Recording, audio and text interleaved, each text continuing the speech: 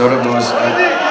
At this point, we also want to tell you, because IPL has taken away so much of our money, the helmets are not real gold.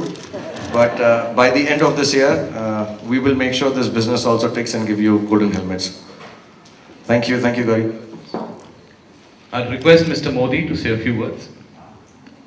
By my good friend Shah Rukh, that I realize that we are all here today is because we want to promote the game of cricket that we all love.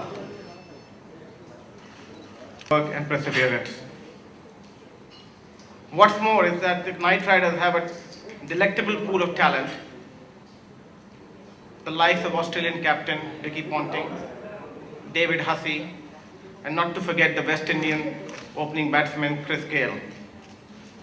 But what I am most looking forward to is, and I'm sure the moderation and belief in what this game has to offer, and across the world, to extend their wholehearted support to each and every team in the DLF Indian Premier League. अब आगे देखो होता है क्या. Thank you.